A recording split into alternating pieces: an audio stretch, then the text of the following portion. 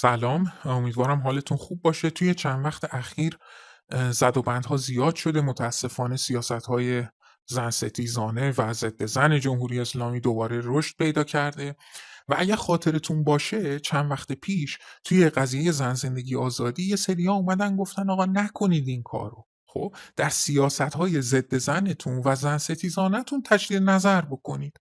حتی اومدن یه سری پیشنهاداتی دادن، یه سری‌ها حتی از سر دلسوزی اومدن یه سری راهکارهایی دادن، ولی کو گوش شنوا؟ کجا بود گوش شنوا؟ اینجا بود دیگه که مثلا آقای دکتر عبدالکریمی اومدن گفتن که زن ستیزی نداریم که. اینا برساخت رسانه است، اینا رو جدی نگیرید. اینا برساخت رسانه است و زن ستیزی رو نباید جدی بگیری. صفت زن ستیز برای حاکمان ایران صرفا یک برساخت رسانه است. نمیشه به حکمرانهای ما گفت زن ستیز. خب حالا نکته چیه؟ نکته اینه که یه چند وقتی گذشت، الان دوباره با این شرایط روبرو هستیم و یه اتفاق خنده‌داری افتاده. یه سری از آدما خیلی عجیبه ها، خیلی عجیبه. یه سری از آدما تونستن ونهای نیرو انتظامی رو بدزدن، بعد یونیفرم های نیرو انتظامی رو هم بدزدن، با باتوم و نمیدونم کلا لباس و فرم و امکانات رسمی بریزن تو خیابون، خانوما رو بگیرن بزنن برای بدحجابی و اینا، بازداشت بکنن ببرن. خیلی عجیبه. خب و معلوم هم نیست اینا از کجا بودجه میگیرن، چون اینه که واقعی نیست که. اینا برساخت رسانه‌ایه. خب اینا برساخت رسانه‌ایه.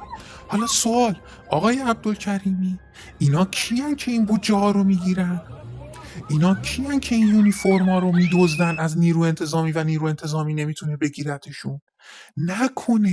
نکنه آقای عبدالکریمی ما حکمرانانی داریم که مرد سالارن و سیاست های ضد زن تصویب میکنن؟ نکنه این اتفاقیه که داره میفته و شما نمیدونید؟ نکنه یک موقع این برساخت رسانه‌ای نباشه؟ حالا چه اتفاقی افتاده؟ اتفاقی که افتاده اینه که میگن نه صبر بکنید. زمانی که فقه پویای شیعه به یه نسخه دیگه ای از فقه رسید، این مشکلات رو حل میکنید.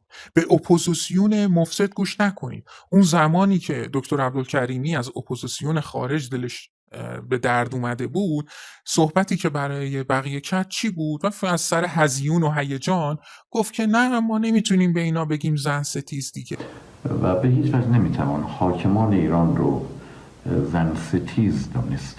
چرا؟ چون زن ستیز یه نوع عقده روانیه. اینا که زن ستیز نیستن که، ما نمیتونیم بگیم زن ستیز. یعنی به همین راحتی با یه نقدی که نه گزاره داره نه مشخص استدلالش چیه، اومد گفت که در فمینیست و نقدهای فمینیستی رو تخته میکنیم و تموم شد، میذاریم کنار. حالا جالبه اگر صحبت از اسلام بود میومدن میگفتن نه حالا چرا همه اسلامو میخوای بزنی کنار؟ یه ورژنش اینجوریه، جور دیگه ای برو مسلمونی کن، جور دیگه ای با اسلام باش.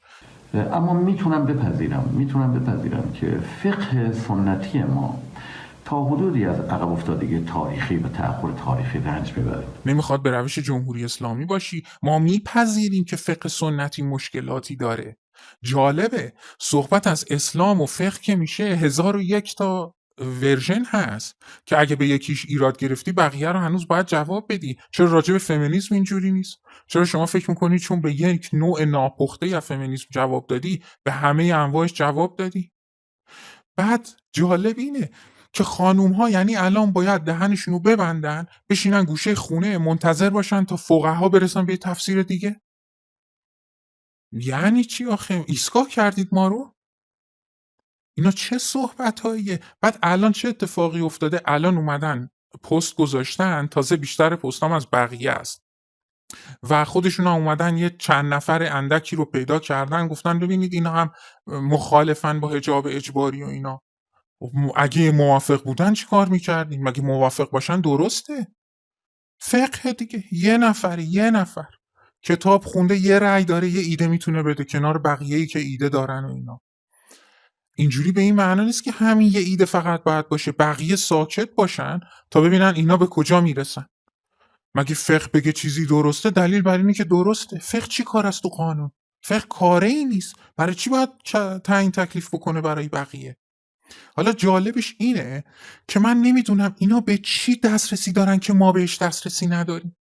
اگه صحبت از عقله، اگه صحبت از استدلال، آستین بالا بزن، استدلال تو بزن وسط، استدلال بده، تقریر کن. مگه از جهاد تبیین صحبت نمی کنید؟ مگه از گفتمان وفاق صحبت نمی کنید؟ چرا به بقیه کمک نمی کنید؟ این چه کلید طلاییه، چه برهان قاطعیه که شما دارید تمام این نقدا رو باش کنار میزنید. بعد الان اومدید در کمال دورویی تغییر موضع دادید، میگید که نه الان باید یه کاری بکنیم قهر نکنن، نمیدونم خشونت زیاد نشه با مردم و امثال اون. چه اتفاقی افتاد؟ نکنه منتقد شما درست میگفت، نکنه یک موقع شما سیاستمدارا و حکمرانان زن ستیزی داشتی که بهشون بودجه دادی که بزنن تو سر زنان. خب راه برون رفت کجاست اینجا؟ 40 سال اینا نتونستن راه حلی پیدا بکنن. هی هم میگن صبر بکنید، به ما اعتماد بکنید. سوپرمارکت محله که میری خرید، بعد بار 40 که مسموم شدی کالای بد بهت داد دیگه نمیری. الان ما چرا هنوز باید منتظر باشیم که بعدم به شما اعتماد بکنیم که بتونی از فقه یه چیز بکشی بیرون که همه رو راضی بکنه؟ کجاست این استدلالش؟ کجاست؟ به چه واسطه این محتمله که شما بتونید همچین کاری انجام بدید؟ بعد اومدن میخوان برای ما اخلاق و بنیاد ببخشن، میخوان ما رو از پوچگرایی و نیهیلیسم رهایی ببخشن، میخوان برن انقلابم صادر بکنن به خارج کشور و اینها. خب کجاست؟